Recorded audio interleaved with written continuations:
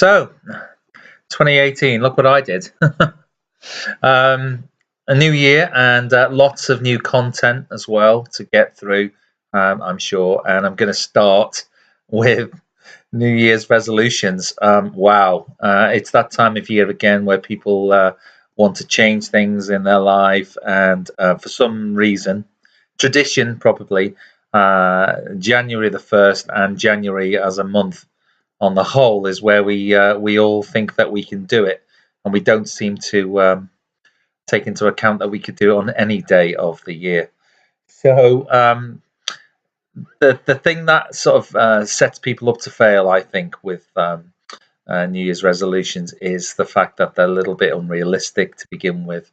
And it's just a lot of it is tradition. But I think what we've got to figure out is how to be consistently different and bring change into our lives in a different way. So I'm going to do a part one and a part two to this because there's a lot of content, and I think to do it in one video would be a little bit too much.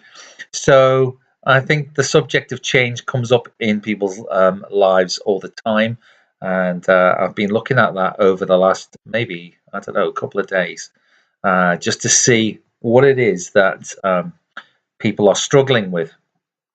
And in order to understand that, we've got to look at a bit of science, a little bit of neurochemistry, a little bit of understanding the brain and understanding the mind. And there's a lot of literature out there that covers this. But I'm going to try and sort of break it down in very simple terms as I can understand. And so I wanted to sort of look at beliefs and also particularly how the conscious mind and the subconscious work. And so if you think about the brain, if you think about the conscious mind is only 5% of the brain's power, if you like. And we've got 95%, which is your subconscious programming. And now I've talked about this before on videos, and I've said, well, if you are in a stressful situation, your subconscious program just takes over. It's like a default program, and that is running the show while you are in stress in this 5%. If you're focusing on something that is causing you an irritation or a problem, for example, it could be an email, it could be a text, it could be the guy that's just cut you up on the motorway. It could be when you look down onto the scales on January the 1st. Whatever it is, that is your conscious mind. That is 5%. You are in stress and you are firing neurochemistry that is getting you in that fight or flight mode. But while you're doing that, you're not necessarily thinking about other things. You're not thinking about, oh, I should I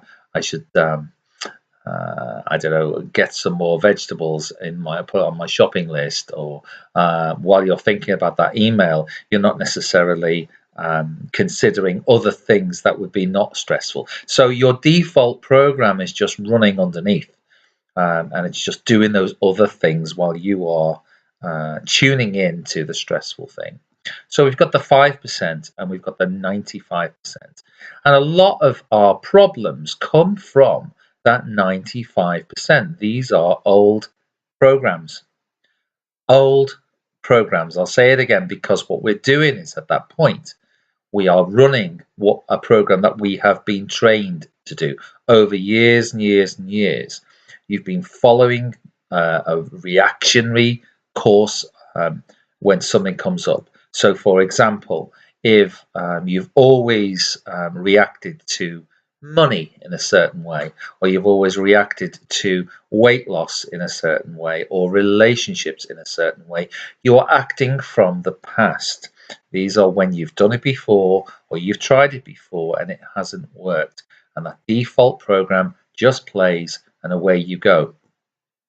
And it starts very early. So from the ages of 0, they say, up until about 7, you are in a hypnotic state. You are in hypnosis. Your brain waves are in theta. And so what you're doing is you're just being trained on and being shown how the world works. You touch something hot, ooh, that's hot. You bump your head, out, that hurts. So everything is a reaction. So you're being trained in those first, or hypnotized, if you like, in those first 7 years. And then from 7 plus or 7 onwards, we are in a repetitive mode. So we're just basically strengthening that program, that initial programming. We're continually doing it. Things are working out for us. And what we do is we create the habit. And once we create the habit, we create a behavior. And once that behavior is in place, we create that personality trait. And that could be with anything. And of course, as you grow up and as you go through your life, you will refer back to these basic programs, and generally speaking, you'll get through your life. Now, when it comes to changing something, what we do is we have had 30, 40, 50, 60 years of programming, and we come to the decision that we want to change something. We can't change it in a week. We've got 60 years of programming. We can't just do a week's worth of dieting or a week's worth of being good with money or a week's worth of working on your temper or your temperament and think that you're gonna fix all of that programming or rewrite all of that programming. So what we've got to do is basically say, okay, what is it that I need to change, and identify those beliefs, because generally speaking, what you'll find is your life at the moment is a printout of your subconscious programming.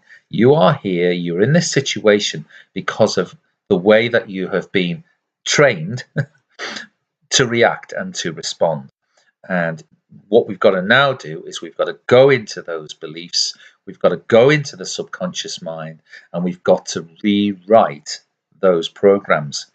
Now, if you're anything like me, you would be screaming at this saying, okay, intellectually, I understand that. How do I do it practically? Because what you've got is a 5% versus a 95%. You can imagine someone standing in front of a bull or a large beast, and you are now going to attempt to change its mind. So basically, it's the next part of this video is going to be talking about how we rewire the programming. But I think it's really important to understand where it's come from to begin with in order to be able to change. So the basics of it are that we have 5%, which is your conscious mind. 95% of your mind also is your subconscious, and that is the subconscious default programming. Just like a tape player will play a tape or CD, just as it is just a directory of reactions. And I think what we've got to do now is, if we want to change something, is go into that directory and give it a new program. So we'll look at that in part 2.